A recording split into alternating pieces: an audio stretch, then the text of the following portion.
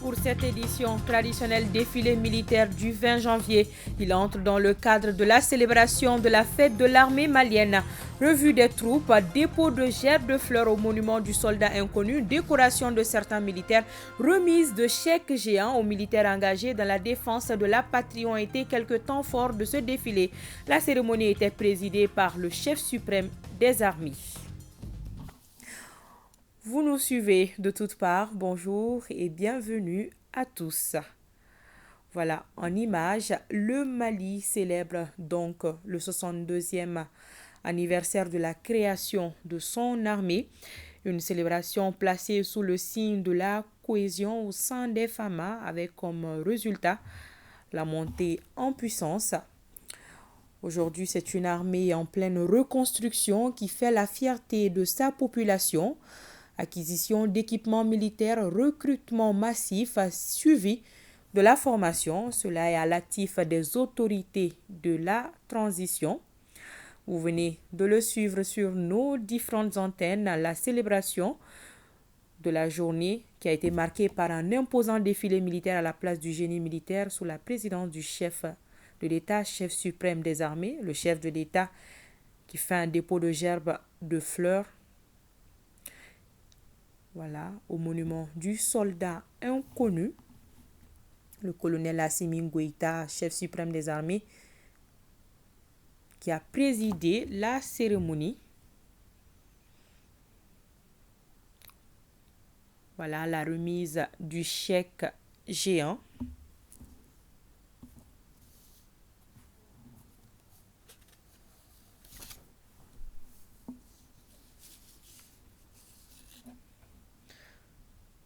Remise de chèque géant, défilé.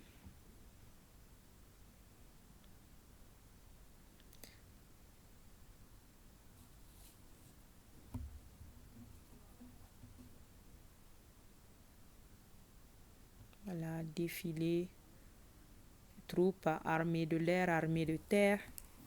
Le Prytanée militaire. Tous les corps représentés ce matin.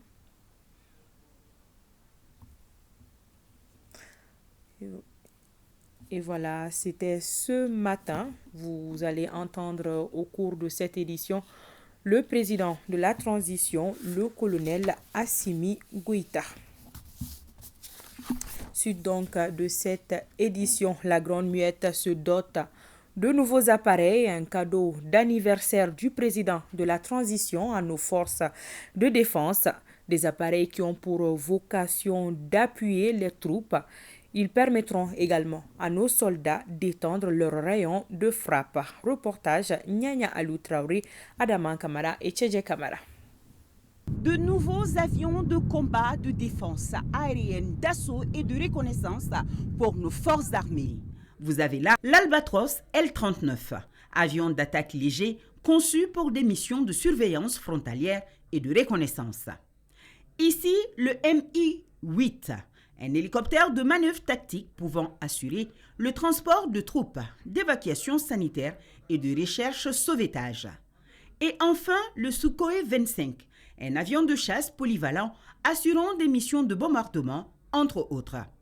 Une dizaine présentée au public. Ces aéronefs très efficaces sont notamment reconnus pour leur robustesse et sur la base de notre expérience déjà riche, on peut dire qu'ils sont parfaitement adaptés aux réalités de notre géographie et aux rigueurs de notre zone climatique.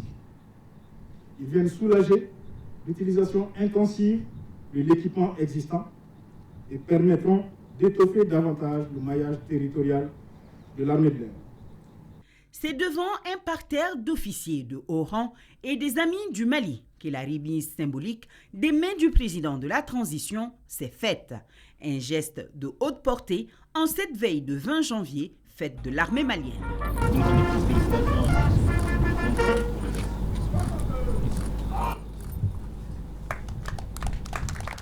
L'armée malienne, plus que jamais confiante et souveraine, c'est en tout cas l'ambition affichée par les autorités de la transition.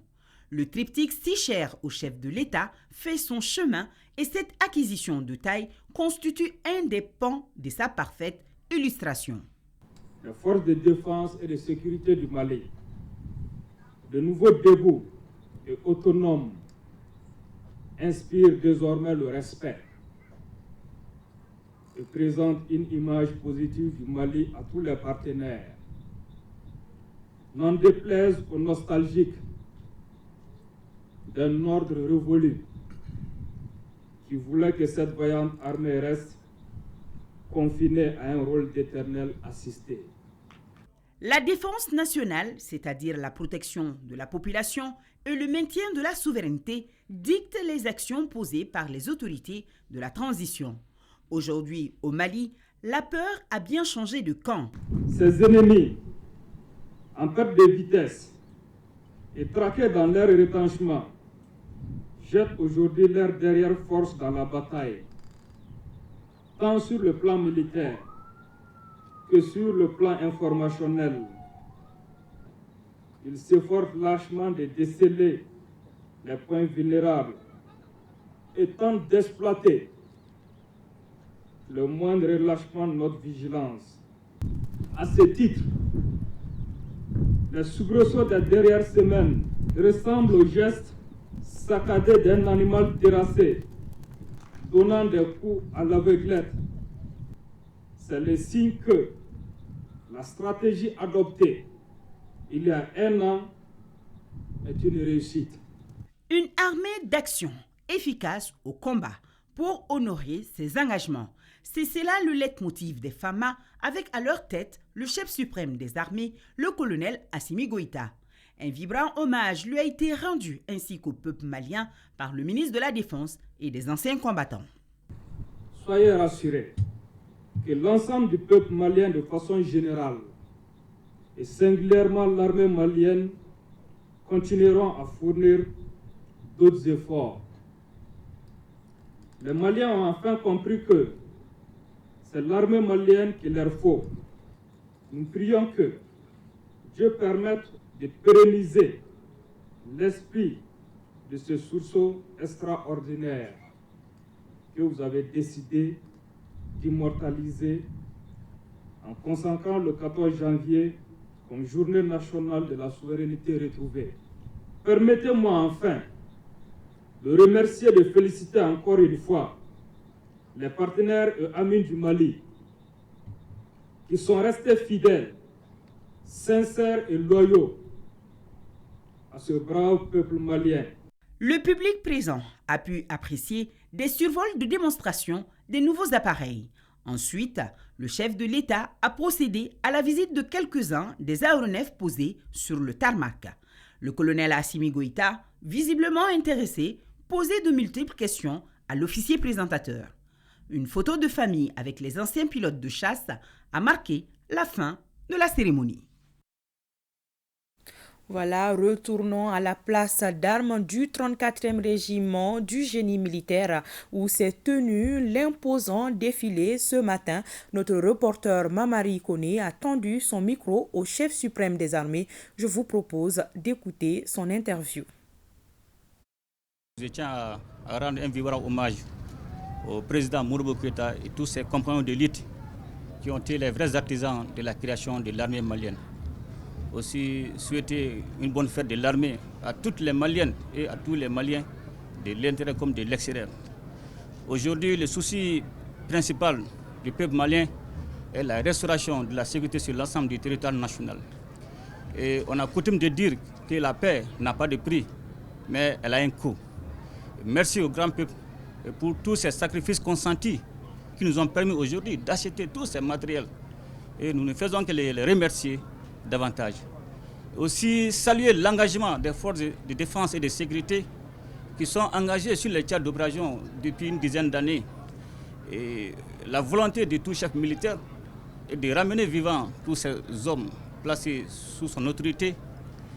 Hélas, dans une mission de combat, on ne décide pas qui sera tué ou qui sera blessé.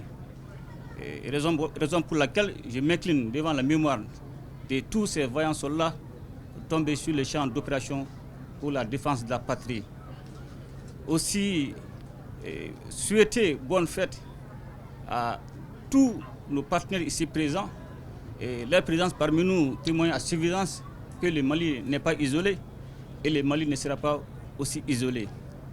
Mais cela dit, le peuple malien a opté pour donner une nouvelle orientation à sa coopération et basée sur une coopération d'efficacité, une coopération de sincérité, une coopération où les résultats tangibles seront appréciés par nos populations qui sont les premières bénéficiaires. Et pour les rassurer que le peuple malien est ouvert à tous les partenaires, pourvu que les 3 principes qui guident désormais l'action publique en territoire du Mali, à savoir le respect de la souveraineté du Mali, le respect des choix stratégiques et des choix des partenaires opérés par le Mali, la prise en compte des intérêts vitaux du peuple malien dans les décisions prises. Aussi, je tiens à rassurer le peuple malien de l'engagement et de la détermination des forces de défense et de sécurité à défendre l'ensemble du territoire national jusqu'à la pacification totale. Aussi, rassurer les forces de défense et de sécurité par ma voix en tant que chef suprême des armées de l'appui constant de l'ensemble des outils de la transition jusqu'à la pacification totale du territoire national. Et nous restons dans l'agenda du président de la transition. Revenons à son adresse à la nation à l'occasion de la célébration du 20 janvier. Le chef suprême des armées s'est montré fier des actions que mènent les forces armées pour sécuriser le pays et les populations. Je vous propose de suivre le résumé de son discours avec Mahamadou Koni. Officiers, sous-officiers, militaires du rang, mes chers compatriotes. Au 62e anniversaire de la création de l'armée nationale, le président de la transition, le colonel Assimi Goïta, se montre confiant et déterminé, prêt à tout donner pour faire des forces armées un véritable outil de défense de la souveraineté nationale. Une façon de rester fidèle aux idéaux du père de l'indépendance, le président Modibo Keïta, et ses compagnons de lutte à qui le chef de l'État rend un vibrant hommage. Aujourd'hui que le Mali est agressé par des groupes armés terroristes, les défis deviennent énormes. Les femmes le savent et font face à la situation avec bravoure. Selon le président de la transition, les soldats sont conscients de leurs responsabilités envers la nation malienne. C'est pourquoi ils se battent au quotidien avec toute leur force, souvent jusqu'au sacrifice ultime. Le Mali reconnaissant n'oubliera jamais ces sacrifices consentis, promet le colonel Assimi Goïta, qui rassure ses compagnons d'armes quant à l'engagement des autorités à leur créer les conditions idoines pour disposer d'un outil de défense à hauteur de la menace. Des réformes sont en cours avec notamment la militarisation de la police nationale et la création de l'école de guerre du Mali. Au même moment, des moyens financiers sont dégagés pour doter l'armée d'équipements modernes aériens et terrestres. Le président de la transition rappelle la construction en cours de milliers de logements, mais aussi de camps militaires et d'un hôpital de 4e génération pour les forces de défense et de sécurité.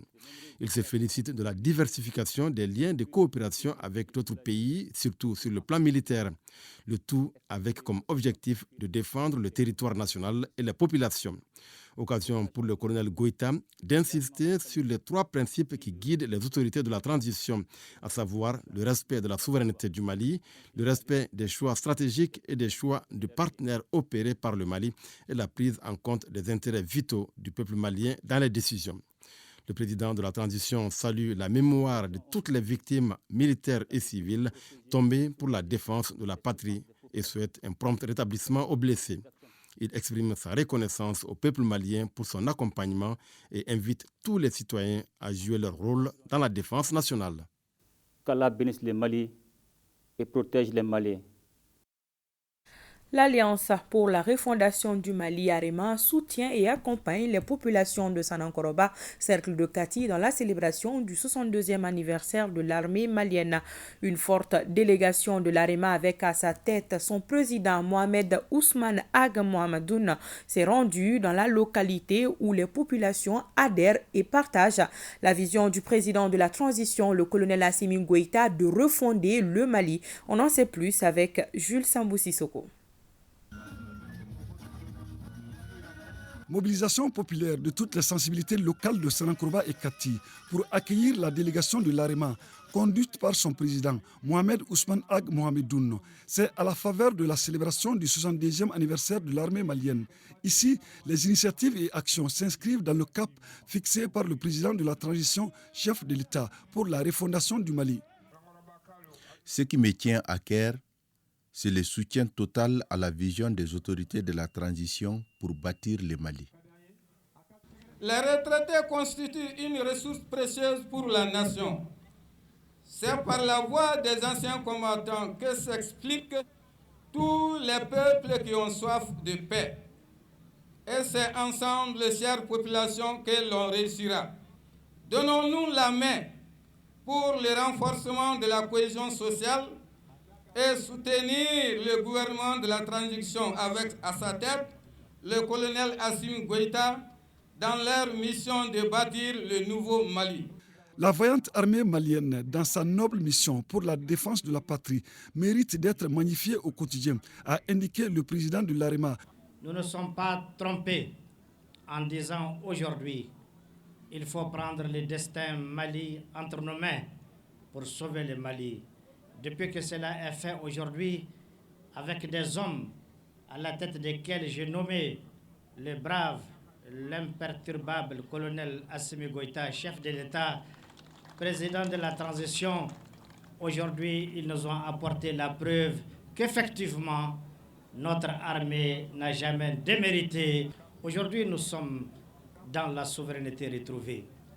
Nous célébrons un 20 janvier dans la souveraineté retrouvée. L'armée malienne est une puissance en Afrique de l'Ouest aujourd'hui. Ça, c'est grâce aux efforts du président Assimi Goïta et ses collaborateurs. Que Dieu vous facilite ce que vous voulez faire de bien pour ce pays. Prestation des pionniers et chercheurs et démonstration de la protection civile aux sapeurs-pompiers ont agrémenté la commémoration du 70e anniversaire de l'armée qui fait la fierté du peuple malien. Le mouvement pro-Assimi, autrement dit Assimi Kanoumbao, a procédé à un don de sang à l'infirmerie du camp Sundiata de Kati. L'objectif est de venir en aide aux militaires blessés de guerre et qui sont dans le besoin de ce lyrique indispensable à la vie. Ce geste humanitaire entre dans le cadre des festivités du 20 janvier 2023, nous dit Souleymane Sidibé. C'est un acte citoyen accompli par le mouvement Assimi Kanoumbao ce 19 janvier 2023 au camp Sundiata de Kati. Les membres du mouvement donnent leur sang aux militaires blessés de guerre. Un geste de solidarité à l'endroit de ceux qui donnent leur vie pour sauver les autres. Ce mouvement n'a d'autre objectif que de soutenir la transition et son président, son Excellence le colonel Assimi Goïta, partout où réside un Malien. Au second aspect qui relève la présente est celui d'inviter et d'inciter d'autres groupements ou mouvements à aller dans ce sens. Car donner son sang équivaudrait à sauver une vie. Le parrain et la marraine de cette action se réjouissent du choix porté sur eux. Ces militaires-là donnent leur vie pour nous. Et la moindre des choses, c'est d'être là pour pouvoir les appuyer en cas de besoin. Et c'est ça que nous allons donner aujourd'hui, je pense. J'espère bien qu'il n'y aura pas d'autres attaques ou bien de morts ou de blessés, je l'espère de tout cœur. Mais si jamais ça arrivait et que notre sang arrive à en sauver, je pense que c'est la chose la plus noble que nous jeunes, nous pouvons faire pour notre patrie et notre armée. Je tiens à féliciter, à remercier très sincèrement l'association dénommée Mouvement Pro-Assimi ou Assimi Kanoumbao, qui ont décidé d'initier une activité de don de sang gratuit aux militaires blessés dans les champs de bataille. Donc ceci est un honneur. L'appel vibrant que je lance à l'ensemble de la population malienne et en particulier la population de Kati, c'est d'initier des activités de ce genre.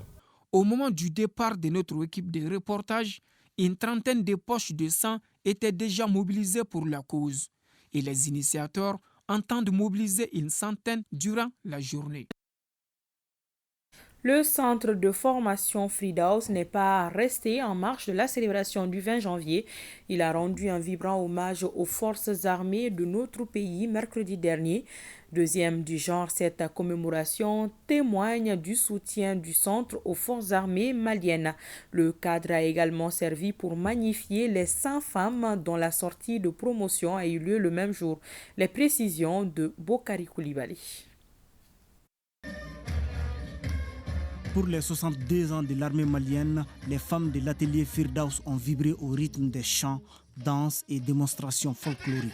C'est là afin de rendre un hommage mérité à nos vaillants soldats pour leur mission de sécurisation des personnes et de leurs biens. Ça fait maintenant des années que nous nous battons pour que le Mali soit autonome, pour que notre Mali soit un Mali de demain. Donc tout ceci ne peut pas se faire sans les soldats du Mali. Donc c'est pour cela, à cette occasion du 20 janvier, j'ai voulu avec toutes les dames de l'atelier Firdaus qu'on montre notre force, qu'on montre notre soutien au sein de l'armée malienne. Et là, on les félicite pour tout ce qu'ils ont accompli. Le cadre a aussi servi pour faire valoir les talents et le savoir-faire des femmes du centre. Occasion pour la promotrice d'appeler la gente féminine à plus de persévérance et de formation. Le développement des nations ne peut se faire sans la formation des femmes. Donc tout le temps, pour que un Mali soit un Mali de demain, ça va des femmes en fait. Si les femmes, si elles sont bien formées, ça fera que même dans le foyer, même dans la société, le chômage sera réduit. De sa création en 2019 à nos jours, l'atelier Firdaus a formé plus de 4000 femmes en savonnerie, en coupe-couture, en maquillage, entre autres. Voilà, à suivre ce magazine dans vos kiosques, une parution exclusivement réservée à la célébration du 62e anniversaire de l'armée malienne. Le titre « L'armée malienne, une autonomie opérationnelle assurée ». Voilà une parution exclusivement réservée à la célébration du 62e anniversaire de l'armée malienne.